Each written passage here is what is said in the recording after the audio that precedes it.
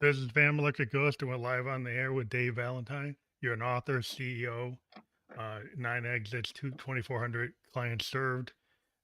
You're the CEO of Finch, and you're a TEDx speaker, serial entrepreneur, and author of The Marketer's Mind. And so I want to welcome you to the Fan Electric Ghost podcast on a Friday afternoon, evening, and welcome to the show. Thanks for having me on, brother. I'm super excited to be here. Well, it's great to talk to people live, and that's kind of our jam. We're live on LinkedIn, YouTube, and Kick at the moment. And before we get to heart of your story, I always ask guests a couple of questions, that standard questions for me. What motivates you, and why do you do what you do? Oh man, I love that question. Yeah. So I was in Atlanta last week seeing a client, and they're doing a big product launch and big party, 350 people at a club, red carpet, photographs, live band. It was a great time, man. And they asked me to get up and talk a little about what we do at Finch and why do we do it. And the thing that I said to those people was, and I firmly believe this, um, no matter where you sit in the world, politicians are not coming to save us. Mm-hmm. They just aren't. And it's been my experience, whether it's in a European country, an African country, an Asian country, Australia, the US, Latin America, does not matter, man. Small business owners consistently want to pay their people more. They want to treat their people better. They want to give them better benefits. They want to make sure that they have time to be with their family. And so to me, the reason why I do what I do is I want to help small and growing businesses across the world become industry leaders because they're going to create better jobs, better opportunities, higher pay. And a lot of the things that frustrate us about the world will be solved when small and growing businesses start to take their rightful place in how societies work. I'm a big believer of that because in my day job, I'm a software engineer, designer, uh, architect.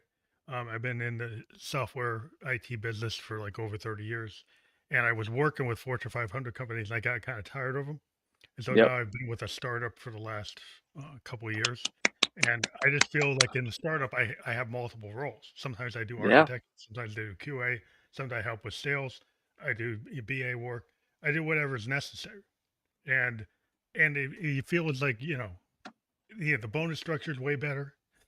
The ability to actually talk to the owners or talk to the leaders and actually pitch an idea. I mean, this week I pitched an idea and I was able to get, in a big Fortune 500, I would have like, I don't know if I could even get the idea there. You know, Yeah. now I actually got a team working on something. We actually started coding something because I just went to the owners and say, "Hey, I got an idea. We can do this." And that's the kind of thing that you want. Like if you're somebody that's Right. into that kind of space where you have an idea, you don't want to be like, "Well, I guess I can't tell anybody." you know, Yeah. I Yeah. mean, you're just dissuaded from you Yeah. just keep it in your pocket and say, "Well, I'll go down the street and give it to give it to somebody else." Yep. Yep. But yeah, marketing is a big thing because I'm also a musician, and musicians were always There pained you go. for well, how are we gonna get the SEO? How are we gonna get people to actually listen in this world where everybody's putting a million downloads on the stream? And like, how do you get out of the noise? How do you Oh skim yeah. through all that noise? It's the same kind of problem. If you're trying to sell something, 100%. it's the same issue. Yep. Yeah, yeah, man. And it's the thing that's interesting too, brother, is like marketing is the first step for every sort of endeavor you want to do, whether it's a creative endeavor, man. Hey, we got to get people to a show, or we want to make sure that people are able to access our music, or man, you're selling a book, or it doesn't matter. Like, or if you're a plumber, right, an electrician, an accountant, you got to be able to do marketing in order to get people's eyeballs, ears, their attention grabbed onto you, man. And if you can figure out how to do it, then it transforms what's available to you in life. Yeah, I think it's like the problem is a lot of creative people are like, like if you're one of these like, not like your Oppenheimer or Einstein, but like you're so caught up in the process of trying to create the thing that you're 100%. like, I can't be distracted about all the material things I actually need to do because I want to work on the idea. Of course. Yeah. Yeah, So how do absolutely. you Without balance question. that? I mean, that's always been the hard fought thing, even with people who have small businesses, because maybe they're doing too many things and they don't know Yeah. the accounting and they don't know the general ledger and they don't know the advertising, but then they want to control it, but they really can't do it because they don't know how to do it. Yeah. So I love to invest in things that make me money. I don't know about you, but that's my preferred investment. And the way that I look at marketing and sales is I'm investing in things that are going to help me make more money. So whenever I have a bookkeeper on staff, have CPAs that we pay and all that, man, their job, the bookkeeper is like, helping me save money. Hmm. The CPA is supposed to help me save a little bit of money on taxes if possible. But more than anything, man, you can only save so much, right? Like I remember having this conversation with my wife years and years ago, and we were young, just out of college, made no money, right? And she was like, "Well, maybe we could cut this and this and this." And I'm like, "Look, we could cut out going to a fast food restaurant, doing that once a week. We could cut that out. At the time, we spend about 20, $25 doing that. So it's $100 a month. So like we could do that. But you and I really enjoy going out once a week and getting a burger that we didn't have to make or whatever. Right. Yeah, And I was yeah. like, so we could do it, but it's going to cut our quality of life a good bit. Your peace of And it's going mind. to put about $1,200 back into our bank account at the end of the year. She's like, oh, that's true. So there's always this feeling that I have, brother, where I'm like, man, you can only cut so much. Like you Yeah. can cut and cut and cut, and you're like, man, Yeah, we're or you gotta saving live money.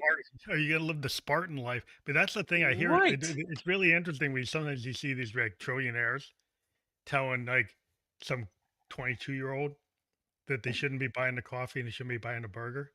And I'm like, are you not buying the caviar? Are you not going Dude. on your yacht? Well, and it's also one of those things, man, where like they think that they're being so clever when they say that. And I just look at them like, y'all are so out of touch. It just demonstrates how far removed you are from the rest of us. Yeah, because it's It's probably not wild. the right thing to be saying. Right. Yeah. Oh, that too. I mean, it's insane. Like, It's like I you gotta think that read the room. You're a TEDx speaker, like you know how to read the room, right? I would hope so. Yeah. Yeah, I mean it's wild to me. And when I look at those people, man, so many of them, they leveraged themselves To the up hilt. to their eyeballs in debt. I mean, just that's how they're most of them are still doing it. Yeah. Everybody talks about what Elon Musk is worth. It's all in stock. He's taken out loans against his Tesla stock or his SpaceX stock or all of them, and that's a different conversation for another time. But he's got nothing but debt because he doesn't want to realize the capital gains on that. And so, like these guys that are like super Leverage to the hilt. wealthy, But they're all man, kind of like yeah, Lehman Brothers. dude, They're made kind of like a Lehman Brothers or Enron situation. dude. I mean, yeah, I mean, they have. I mean, Musk probably has as much. I don't know this, but I'm like, man, he may have as much debt as like a small island country or something. Like, Yeah. it's Well, the crazy, problem man. I have, like even in like IT, and I love tech, right? And I'm Yeah. certified in AI and I use it. But the problem is kind of like the dot-com boom. Like Oh yeah. there's a lot of companies that are really putting a lot of work into the infrastructure. But what happens is like we can go back to fiber optics and all kinds of other stuff. The companies that invested and put their foot out there and they put themselves out there. They're not here. Other companies Yeah. benefited from them kind of taking a high risk. These other players waited, and then they swept in and bought them like on pennies on the dollar. Yep. So sometimes these people going and building all this stuff is great, but you're probably not going to be in 5 years. You're not even going to be around. Like somebody else Right. is going to swoop in and grab it all. But that's cool. I mean, that's what happens. I mean, people take risks, but you can smell it. You can see it. Oh yeah. 100%. 100%. It's Yeah. not that you say the technology's garbage because fiber optics, we're living the benefits of it now. There was all this Yeah, investment that was done. Those guys didn't make any it's money, great. but Yep, we're benefiting from the speed. 100%. Yeah, love that, But man. it's interesting, like brands always make mistakes, like when they're trying to like promote, and maybe they just don't know like the perception problems of like marketing. Like how do you know like how to read the room? How do you actually understand like what perception versus reality? Like Ah, what's the truth? such a good question. Um, man, I think that the thing that I've seen over the years, and this is really what my book talks about, is giving most marketing books or educational pieces, they talk about tactics. They talk about downstream. How do you run a Facebook ad? How do you run Google ads? How do you do search engine optimization, right? They're talking about how to do a thing. And I think that those books are helpful, by the way. I'm not knocking those at all. The thing that I've seen over the past 21 years in the industry, working with 2,400 plus brands, including 63 Fortune 500s and a whole bunch of mom and pops you've never heard of, there's a bigger problem upstream of the tactics. Mm, And the bigger problem that's upstream of the tactics is people aren't seeing other people clearly. And so the way that I love to do it, and this is a story that I tell in the book, but uh, I was kind of this unique high school student. So I was a varsity athlete as a freshman in high school, and I also was A to B plus student. Like I was A's and B's, and I was in theater arts. I did plays. oh, so you're a So like I didn't You're a really, Renaissance guy. yeah, man. I didn't like. I kind of did all the things. Yeah, yeah.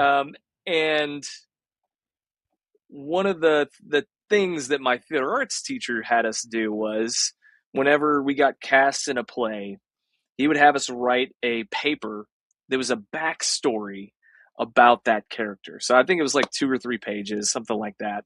And he'd write a little backstory. Where did they come from? What do they like? What do they not like? Who are they? Whatever, right? And the other thing that he had us do was he would have us go to the mall on our own time. If anybody remembers those. I remember them. I'm Italian in '70s. I lived in a mall. I'm Italian, so the And mall was my thing. yeah, man. And he was like, "Hey, I want you to go to the mall, and I want you to walk around, find someone that walks like your character." Be observed. The writer And then observant tactic. yeah, you just start observing humanity. And so you'd like walk behind them and you try and like match their gait. And he Mhm, would say, okay, so once you find that person, great, then start sitting on a bench again and start listening. Who talks like your character? And mhm, so it was really this beautiful practice, man, of like, hey, can you think, talk, walk like this person? Do you understand their background and who they are? And what that really did for me in the marketing space was I now embody those other characters, right? Like you got to remember that everybody goes home. They're not with you and they're doing their own thing on their own time and no one else is around and they're still living their life just like you do, except mhm. they're the hero of their own story. And so if you can understand what another person is feeling, Yeah, the if you empathy. can be empathetic, Yeah, if you that's can, key. then it changes the whole conversation of how well you can communicate with that human. And what I love to say marketing is not persuasion, it's not manipulative. People do use that, big companies especially. The way that Mhm, I see marketing is it's simply excellent communication. If you can communicate clearly, this is our product, this is our service, here is who it's for, and you paint a picture of exactly who would benefit from it, then it's easy for me to raise my hand if I am that person or to put it down if I'm not. And mhm. that's what marketing is supposed to do. That's understandable. My dad was a sales guy for like Prudential Insurance for like 30 years. He's not here anymore. I He passed love away. that. But he had this Rolodex of like where he would capture like his clients, and he'd get their kids and their cousins and their nephews and their professors and their preachers, and like he just would get this big web, and he maintained trust because he wasn't just getting people and burning through them because they gave them like garbage.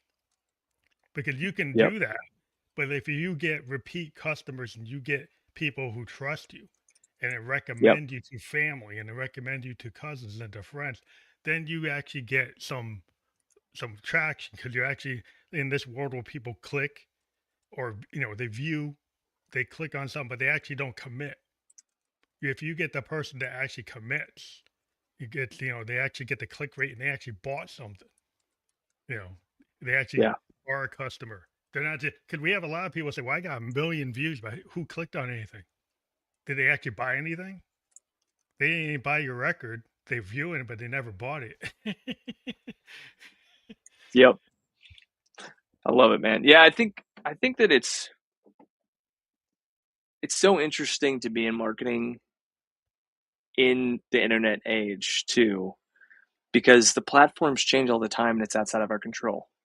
You think about 30 years ago, the Oh thing that yeah, was changing was how many TV channels were available, oh right? yeah. Like, and that Cable, TV like channels were cable getting more channel. niched. Yeah, Yeah, you got the world. We had four channels like a child at seven. We had 4 or 5 channels. yeah, Then we right, get the cable, and we suddenly got like 200 channels. Then we get right. the satellite, we got like 1,000 channels. And you And get the so, like, internet, you got a million channels. it's pretty wild, man, because if you think about it, it's like before 1995, dude, you would have billboards, TV, radio. Radio, yeah. You also Radio had was some like big. newspapers still big, and magazine. Magazines, yeah. That Comic was books. When I kind of was a kid, it. I was cutting stuff out of my comic books and buying those little things. As a child in the 70s, like we get these comic books and they'd be selling these things in little ads in the comics. And the Yeah, kids were like, that's what we were doing. We were like, we're okay, I'm gonna buy this toy because I can see a little ad in the comic, I'm gonna go buy it. yeah, it's crazy. And so, like, to me, man, I kind of look at this at this point and kind of like where things are, and I'm going, I love the game because it's always changing. B, the game is tough because it's always changing, right? Like, it's Yeah. the rules are But fundamentally different. SEO last week doesn't work this week, and maybe it's not even SEO. It's not the tag. It's actually the content. It's actually the content itself, and you have to like design your content because it's looking for things inside the content. And it's not. It's kind of blowing by the tags and doesn't care about the tags. So I'm like, oh, there's all this new stuff going on. Yeah, to your point, man. Like, the things that Google said this is good SEO 2 years ago It doesn't is work. actually hurting you now. Yeah, you can't So, use like, it. if you, it's crazy. Like, people don't, if you don't live in this space, it's hard to communicate clearly like how fundamentally it changes Radical. all of the time. But dude, it just changes all the time, and sometimes, and in those 180 directions over the course of 6 to 18 months. I mean, it's really crazy. Very radical. I mean, like you could have something where you're getting like 10,000 views, and you were only getting like a Yeah. thousand, and then you're like, well, Yep. how do I replicate that? And it's Yep. super hard because the algorithm changes so much that whatever you hit on, you just happen to hit the lottery. Right, you hit it, but then like 100%. by the time you get to next to try to replicate that, and next tab post gets like 10 people. Like, oh, Yep. I guess it wasn't that. It was something Yep. else. That's right. That's right. Love that. But it's just so interesting because like you're saying, like we have this moving target. Like we have all this, and the thing is, it's just so interesting because with AI, like its base of knowledge shifts like every millisecond, every day. Yeah, Dude, I'm a it's database crazy. guy, right? In the old world, a database was stable. Like an Oracle Yep. database is stable. Like an old COBOL mainframe database, super stable. But the problem is like the stability of the foundation is shifting like all the time. Imagine a building with the foundation that you're changing it all every day. So what ground am I standing on? What floor am Yeah. I on? Yep. It's bananas. So how do It's you really like fun. keep up with that? Because in IT, we have to exponentially learn like going to college all the time because the Yeah. tech is changing so radically that whatever we knew 6 months ago is not what we know now. And we always got to like level up. I would assume it's the same thing for you guys. Yeah, man. I mean, it's one of those things where whenever you have people that have been doing this for a while, which my staff is pretty dang seasoned. So I'm one of the, oh, I think I'm the second oldest person on staff, and I'm not even 40 yet. It's wild, but a lot of our team has been in the digital marketing space, for 10 plus years, most of them. And for some of them, they've been around 15, 20. And when you've done that for a while, you kind of understand how the big players are going to play the game. How Google's going to do this. What is Meta going to do? How does Microsoft fold in? And so you understand that when they give you this small amount of information, that we also have hypotheses.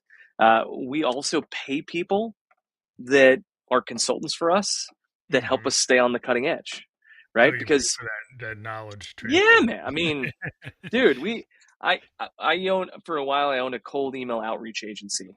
So all we would do is cold email outreach, B2B, right? Hmm. And we were trying to sell stuff for our clients, and basically all we're trying to do is just get them into a meeting. That was it. And we paid email deliverability consultants every Hmm. month to tell us what's new, what's the latest and greatest, how's it work. We would meet with them for 1 hour once a month. We paid them 4 grand Oh wow. because Was it's it so complex and it changes constantly and it was it cost matters effective? for your Did business. you actually get a good cost benefit ratio on that? Yeah, because I mean, like if you can't land in inboxes, if you keep landing in spam, then it will kill your business. Hmm. And so, yeah, I mean, the benefit was, we were making over $1 million a month in that So business your return on at investment, its so you were pinnacle. getting back like the whole idea. Like if you Yeah, spend 4 grand, do you get 10 grand? Do you get 6 grand? Do you get I 8 grand? mean, I think that we spent 4 grand a month, and I would say that we probably got 200 to $300,000 a month in value back. Yeah. So then your return is like, but sometimes these stuff in the tech world, somebody puts in like $1 billion and they haven't even made a profit. Oh, They like yeah, you put all this aside, and I understand investment and I understand infrastructure, but you yeah, got to be able to be like, well, how do you prove that you're actually going to make money? yeah. I agree. Because typically, if you're mom and pop, you can't go in a hole like that. Yeah, Like, if you're running like a mom and pop sole proprietorship or even like LLC, you can't afford to be in the red for like 5 years in a row, right? Unless somehow the sixth year you're suddenly going to break through. right. Yep. Yeah, I agree. I But agree.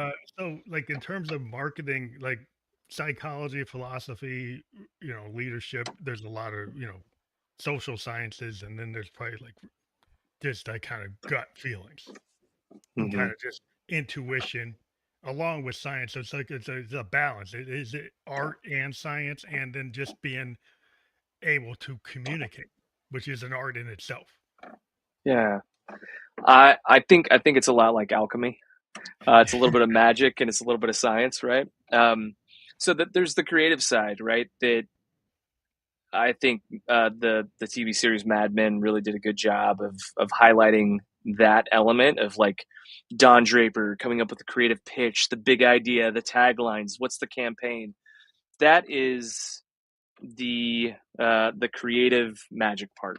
It's The like ethos, you have to yeah. understand the psychology. You're gonna do some for bigger clients. You're going to do some market research to make sure you bring that back. Like there is a little bit of science to it, but it's mostly magic. And then there's media buying. So where do you place those ads once you have the asset? Um, and who do you show it to? And why do you want to show it to them? And there is some magic in that too, but it's more science than it is magic, right? So it's like the Yeah. inverse of the creative side. And uh, if you have a good pairing of those two, then you're going to have successful campaigns. I think the thing that um, is most helpful is being curious, Yeah. Well, that's right? like the big thing in like in any creative enterprise. Because if you're this somebody's creative, but all you do like you're a cover band, you're the Led Zepp cover band. Hmm. My whole opinion is like, well, John Bonham. There's only one John Bonham. You're trying to be him. I could always go back and just listen to Led Zepp 4, right? Yeah, I don't. I totally. can just. I don't. Well, why would I need to see that? Right. So to me, it's like if you come at me and you come with something a new kind of off kilter thing that's like Sun Ra or like Velvet Underground, right? To come in like and everything today is not that. And you Right. actually come out of left field and you're doing like Miles Davis suddenly doing fusion or Dylan by going electric at the festival. I'm always looking for the outlier. I'm always looking for the person that's like, creatively is like, or who's pushing it, like a Bowie, like, Yep. or Brian Eno, like somebody who's willing to push it.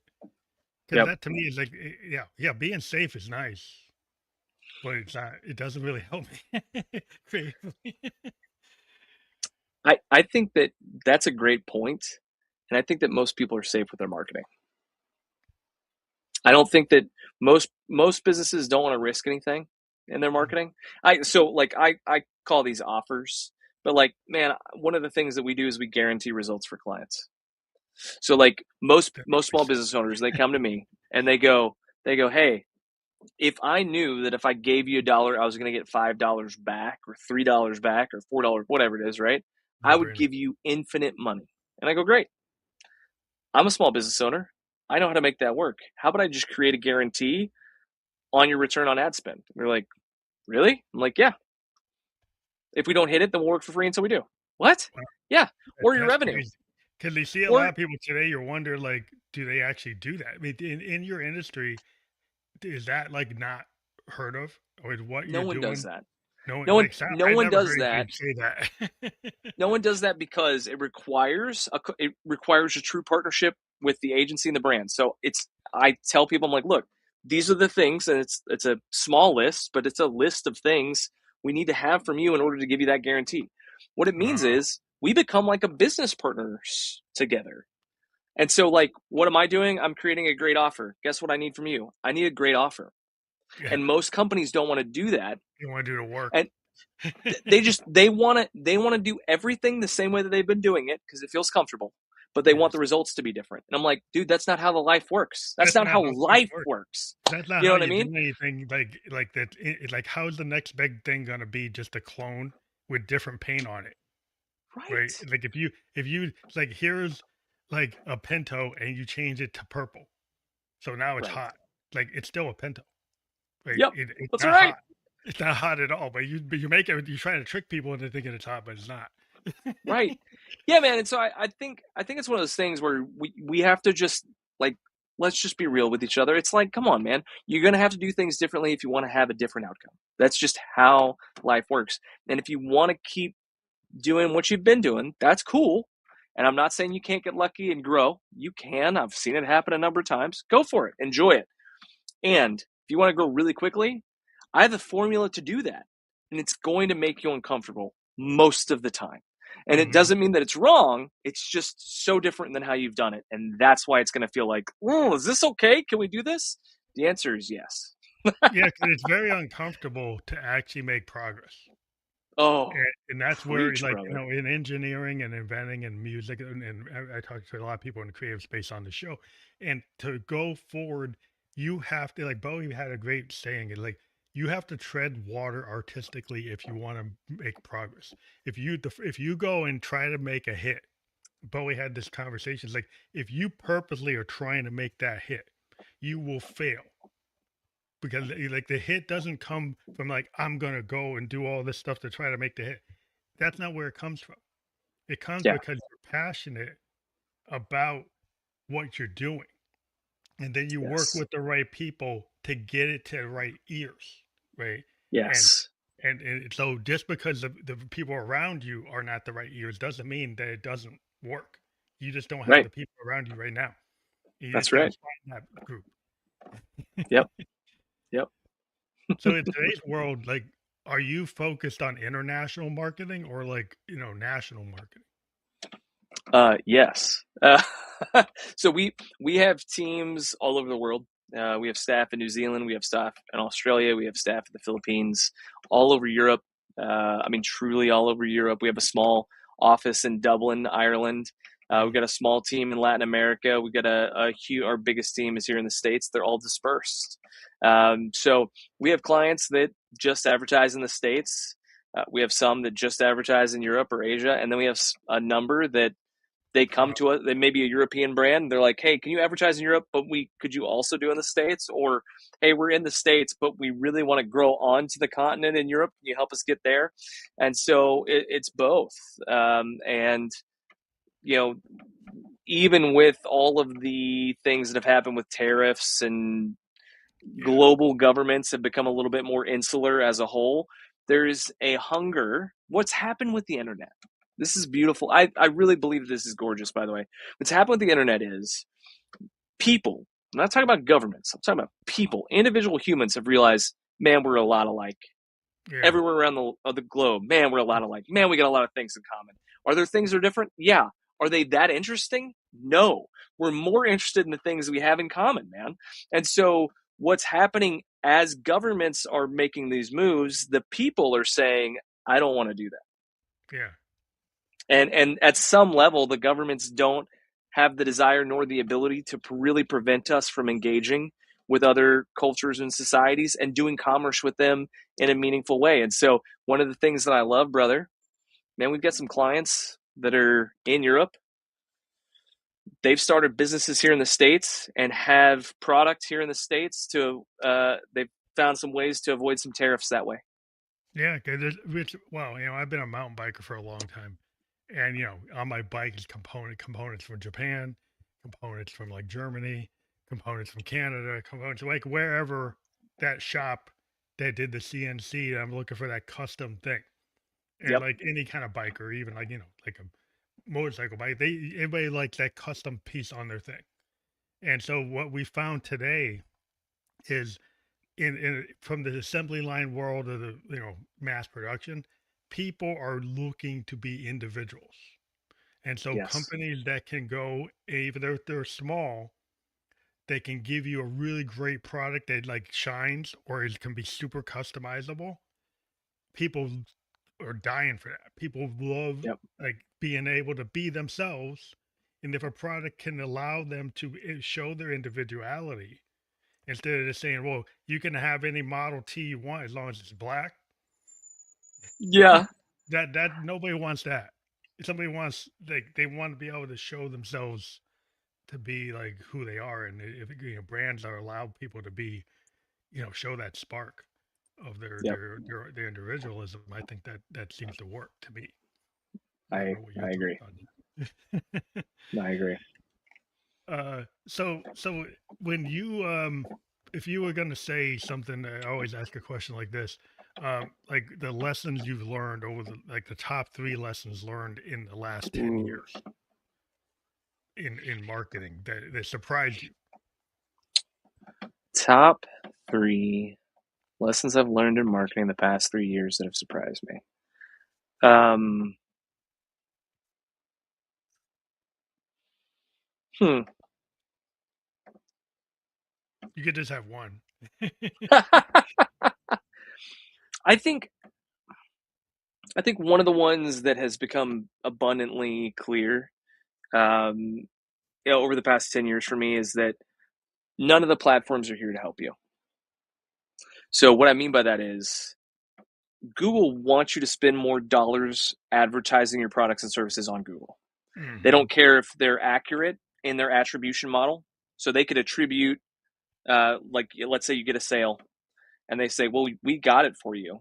They want to tell you that they got that for you because they want you to spend more money there. They Hmm. want you to spend enough money so that you make enough money that you can keep spending more on the platform, but not too much money that they're losing out.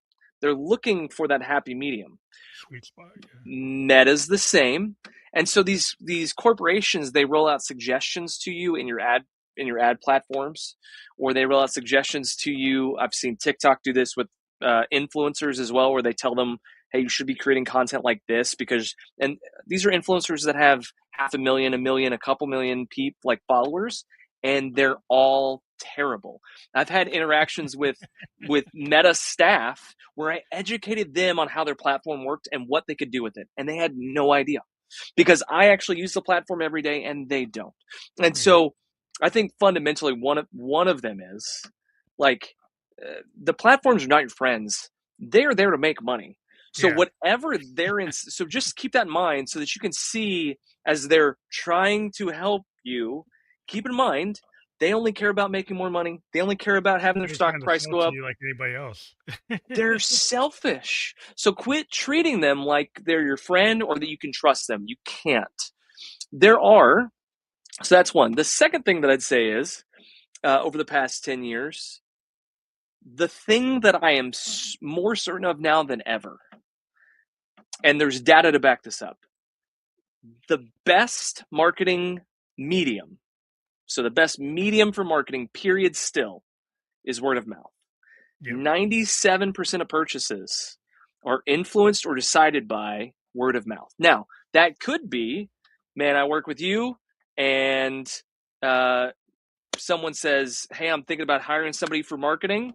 And I go, well, hey, talk to Phantom. Like, he's somebody that I've been working with. Just talk to him, hear what his experience has been like. They talk to you, they go, oh, Dave, this is easy, right? But word of mouth is even more important now. As we get more and more into AI, Yeah. technology guy, Yeah. we're going to be starving for authentic interactions. But the The more that slop, it the slop, becomes, yeah, man, the the more slop that it is so becomes like, offensive. People want to yeah, talk to a real person. I think I truly believe this. This is one of the reasons why I've been getting on planes more recently. COVID's done. AI's here. People want real interactions again. I think in-person marketing is going to be huge in the next 10 years. In-person sales, Yeah, flying to customers. I think like my back. dad going knocking on the doors. Yeah, I mean, he because was just, he's out there in the car like all yeah, day driving around knocking on doors. I mean, but that kept us in our house because, and then 100%. and I really think like with all this tech where everybody's just in their room or they're in wherever their zone is, um, and they just don't know how to talk to people, you know. And if you learn how to tell a story, like my dad, and he was a sales guy. His whole thing is that he could tell a story. You don't even know he's selling to you. And most of the time, it didn't even sound like a pitch. He's just he's just basically, oh, he's your buddy. He's telling you something. He's making it's interesting, and then somehow it gets woven in, but it doesn't get like it doesn't feel like a trick. It doesn't feel like an infomercial. It felt authentic, and that's where I think that's where the human touch is. Where all this tech, it just seems like kind of like a con and slop, and like you want to turn it off. So I think that's going to cause a lot of problems for these people thinking that's the next big thing. That we're like, if that's the next big thing, how come everyone wants to shut it off? Yeah, yeah. Oh, yes. Yeah, man. So I think that those are kind of like the two big things over the past 10. There are more, I'm sure, but like I just think that so often it's easy to think. I've had friends who they built up an organic following on a platform. They built it up on Facebook, Instagram, TikTok, and then they changed the rules. And then you have to pay to get those customers, those clients, and it doesn't they can't make the business model work anymore and they have to shut down. And Yeah, so I think it's one of those things where I just go, hey, look, let's be real about this. These are massive, some of the biggest corporations on the planet. Um, we're small and growing business owners. Dude, we look out for each other. I'm telling you, they're not on your team, but I am. but the And small one of the business reasons, is really where all the GDP. I mean, like in my dude, opinion, like 'cause the big corporations, they're so bloated. oh They're yeah, kind of just like doing like they kind of they take something that's good, right? And like private equity, they come in and they wreck it. So they go buy a sandwich shop, and the sandwich shop had really good sandwich, a lot of meat, a lot of flavor. yep. The private equity guys buy it. They take out the meat, take out the flavor, wreck the bread, Yep. and then the thing goes out of business. And it's like, It's well, how is that positive? dude, the thing that drives me absolutely wildly bonkers is 69% of Americans work for a small business, according to the US Small Business Association. 69% of us work for a company that is small, and their category for small is 500 or fewer employees. 500 employees, good size business. So we're Hmm. still talking good size. But here's the thing: our there's known data on Capitol Hill, and there's known data for the big companies. They know that for every dollar that they put into lobbying, the average return is $44 back. So if I'm Mm. helping you market Phantom, and we're driving people to go check out Spotify and listen to your music, and maybe they go to a show that you put on or whatever. Let's say that I'm crushing it for you, and I'm making you $10 back for every Mhm. dollar you put in. They're making 44 back on lobbying, and all of their lobbying efforts are, just sad to say, their lobbying efforts are not helping out small businesses. They're creating bigger and bigger moats around the large corporations to Yeah. try and keep us out. And I'll just say it, that's why I don't fight fair. Well, you might I love why this. should you? Yeah, man. Like I tell people all the time, like, don't lie, but you can cheat. And I like to help small business owners cheat to beat the big companies. That's Well, it. yeah, well, the big guys, they don't care. All they wanna do is buy you up and shut you down. They Yeah, wanna take your IP and take it over yeah, and then maybe shut it down. And so, like, to keep their thing going, which maybe doesn't even work. They'd yeah. rather have people have the thing that breaks every year rather than have you have something that lasts like 3, 4 years, but you get a loyal following and you come out with variations and well, they say, well, that's not doesn't fit our model because we need that thing to have designed obsolescence. Right. So if you Yeah, actually get guys to actually do something that's high quality, so we can't have that. dude. I mean, my wife and I are experiencing that right now. We bought this house, and it's fabulous. It hasn't been lived in really. It was like a vacation home for the people that owned it before us, and they built it in the '90s, and they put in a septic tank, and so we had it looked at, and they're like, "Hey, so septic tank is great. It's in great shape. It's clear that it's from the '90s."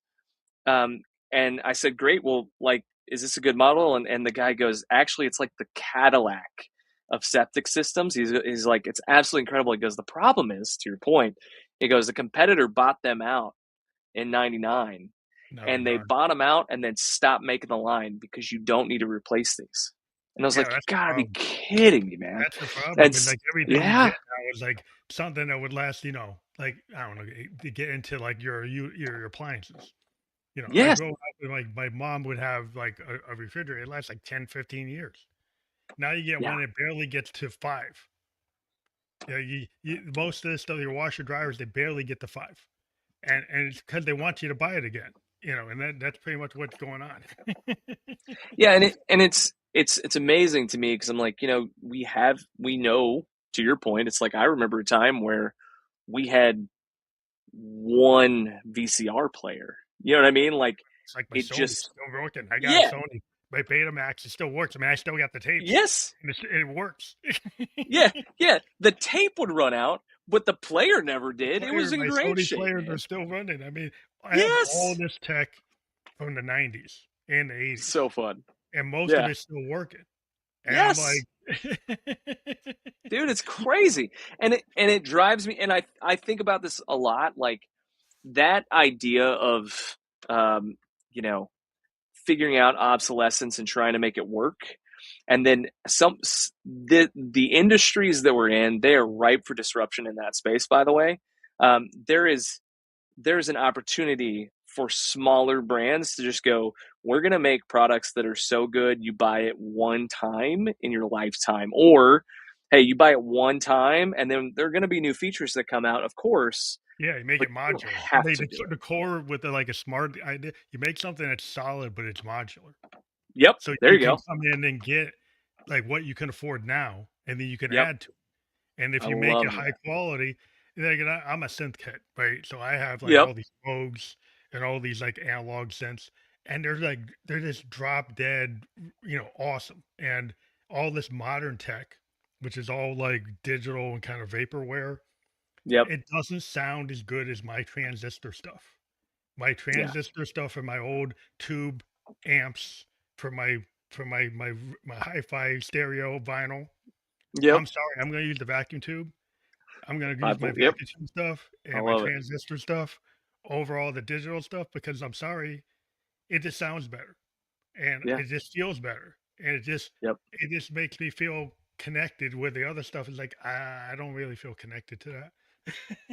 I feel that. You know what I mean? It's like I think that's where people can come in and say, "Hey, we can bring back an old tech.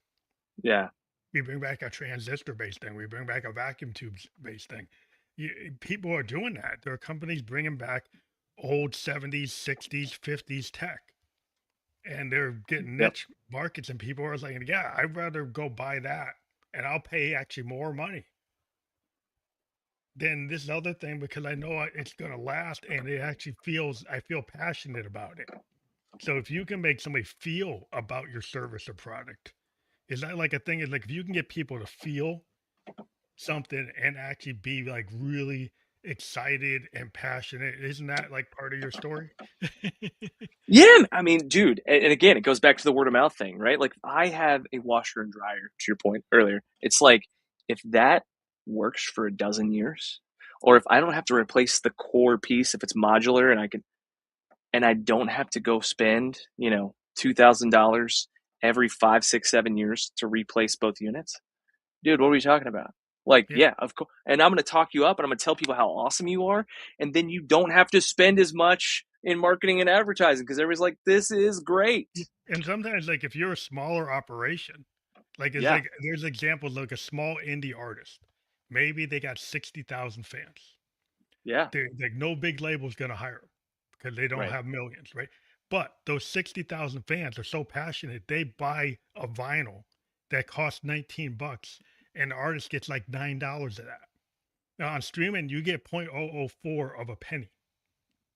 The artist that has 60,000 fans and if those fans are passionate, all 60,000 buy his $9 record, he Yeah. actually is survivable.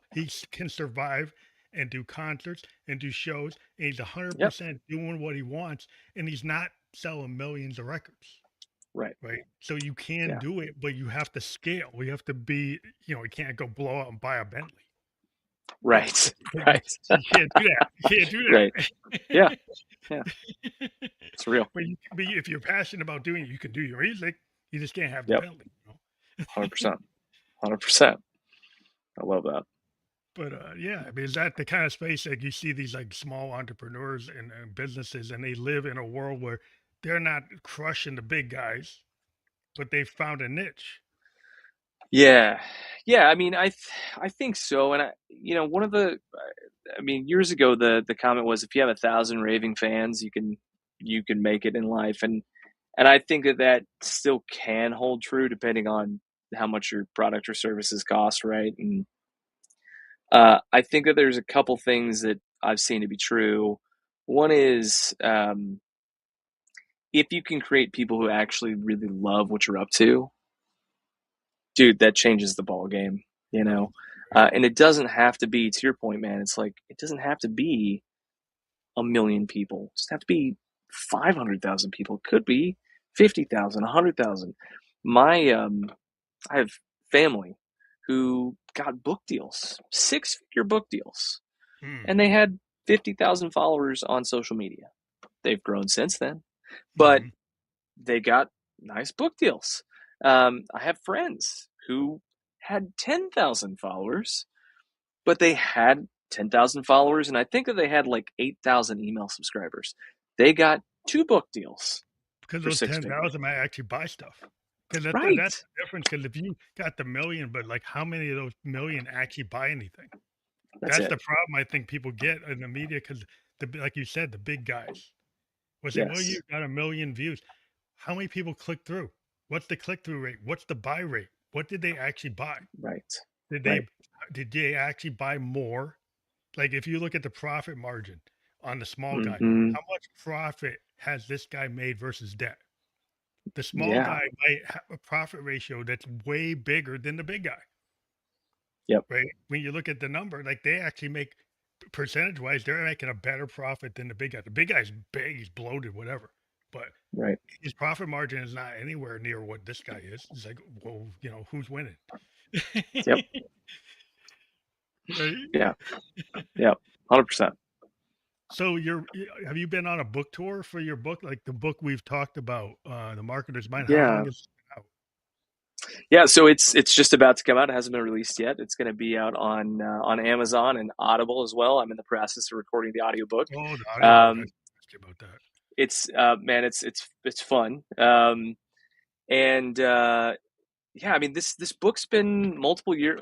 It's really about my experiences in marketing, right? So like, I tell stories from being in the room with an undisclosed Fortune 50 chief marketing officer. I Oh, also wow. tell stories from small companies you've never heard of, and all sorts of different stories about the way that things work, and some universal stories as well.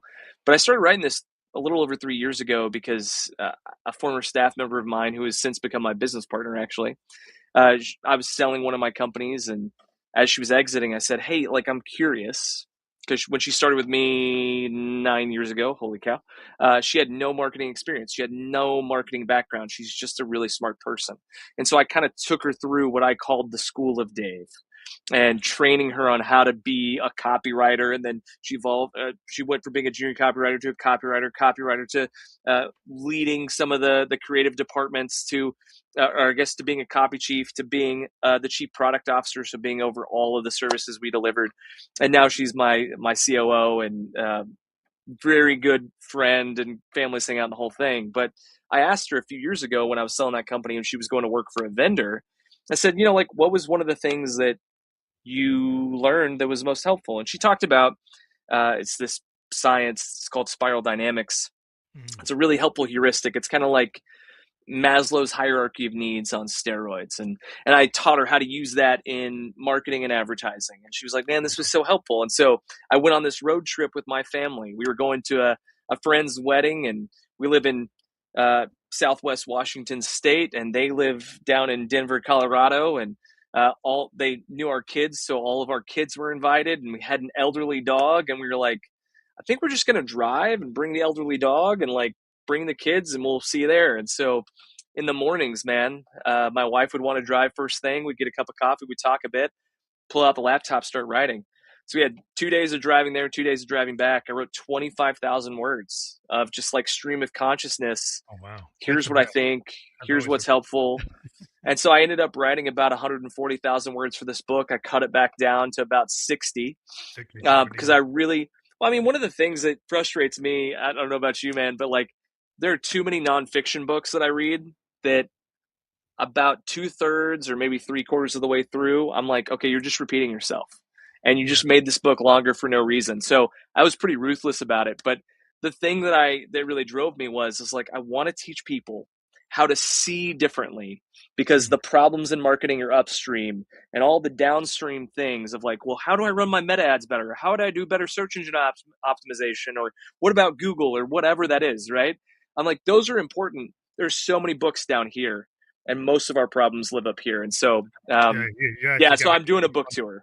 but yeah, what's it's the business problem. Like a lot of things Yeah, as a developer, software guy, when we walk in, with our solution, like we ask, what problem are we solving?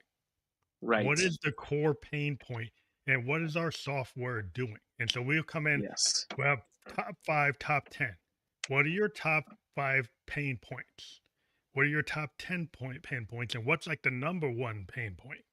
If our software can actually deal with the top five pain points and show you that you're going to be more efficient, you're going to make more money, you're going to be more effective, it's going to be better cost, return on investment, then we can prove it. But we just kind of make up a problem that really Totally. isn't a problem, and we try to force you to say, "Hey, don't you have this problem?" And you go, "Oh, maybe I do."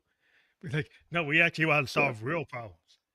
We actually faux problems. There's a lot of stuff that's like a faux problem, and you kind of get convinced that you have it, but maybe you don't, and then you Yeah. get sold a bill of goods.